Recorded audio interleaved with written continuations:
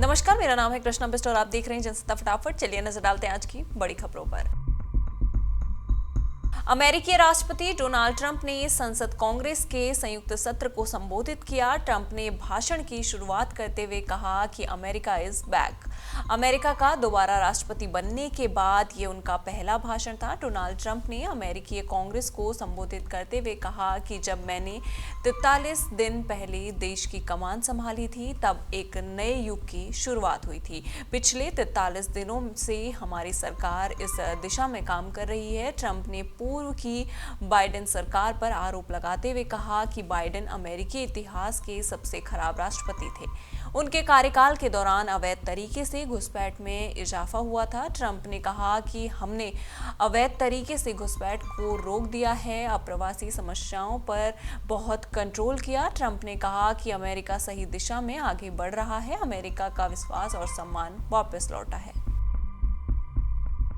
कन्नड़ अभिनेत्री रानिया राव को राजस्व खुफिया निर्देशालय यानी कि DRI के अधिकारियों ने सोमवार रात कैंपेगौड़ा अंतर्राष्ट्रीय हवाई अड्डे से सोने की तस्करी के आरोप में गिरफ्तार किया है। रानिया राव पुलिस महानिदेशक रामचंद्र राव की बेटी हैं। दुबई से आई रानिया राव को बेल्ट में छिपाकर रखे गए 14 किलो सोने के बार और 800 ग्राम सोने के आभूषणों के साथ पकड़ा गया।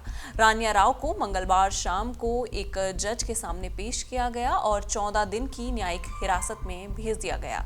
जांचकर्ताओं को संदेह है कि वो सोने की तस्करी करने वाले एक गिरोह का हिस्सा है जो पिछले कुछ महीनों से बेंगलुरु हवाई अड्डे के माध्यम से सक्रिय रूप से काम कर रहा है।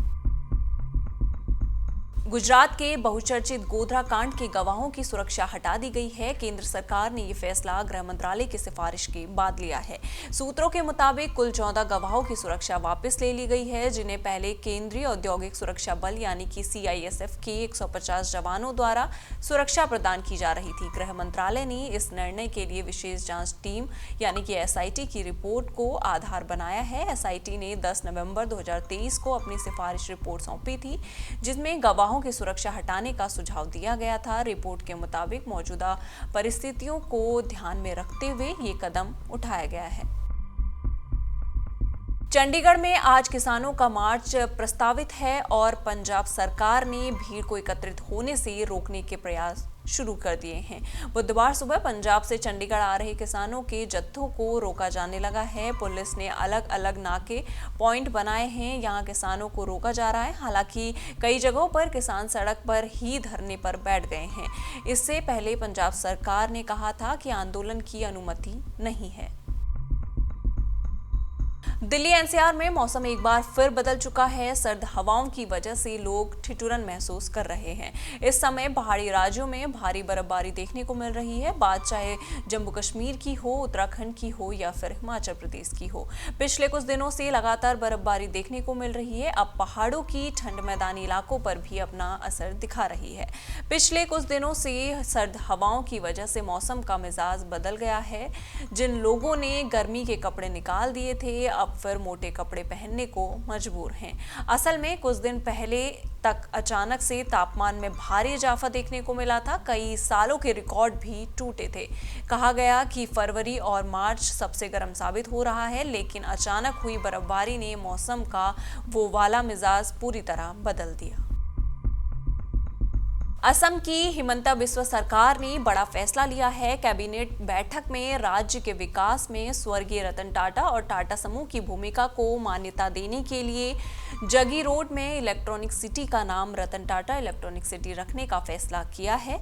इस फैसले के बाद CM हेमंत ने एक पोस्ट में कहा, राज्य के विकास में स्वर्गीय रतन टाटा और टाटा समूह की जबरदस्त भूमिका और योगदान की मान्यता के रूप में असम कैबिनेट ने जगी रोड में आगामी इलेक्ट्रॉनिक सिटी का नाम रतन टाटा इलेक्ट्रॉनिक सिटी जगी रोड रखने का फैसला किया है। बॉलीवुड के फेवरेट कपल तमन्ना भाटिया और विजय शर्मा को लेकर खबर सामने आ रही है कि दोनों अलग हो चुके हैं। कई सालों तक एक दूसरे को डेट करने के बाद उन्होंने अलग होने का फैसला लिया है। हालांकि तमन्ना और विजय की तरफ से इसे लेकर कोई रिएक्शन या ऑफिशियली स्टेटमेंट सामने नहीं आया है, मगर उनके ब्रेकअप की खबरें इस वक्त आग की तरह फैल रही हैं। पिंक विला की रिपोर्ट के मुताबिक तमन्ना और विजय वर्मा से जुड़े एक सूत्र ने जानकारी दी है कि दोनों ने एक हफ्ते पहले ही ब्रेकअप किया है, मगर दोनों के बीच कड़वाहट नहीं आई है। सूत्रों ने कहा, तमन्ना भाटिया और विजय वर्मा एक कपल के तौर पर एक हफ्ते पहले ही अलग हो चुके हैं, लेकिन दोनों ने अच्छे दोस्त बनकर रहने का फैसला किया है।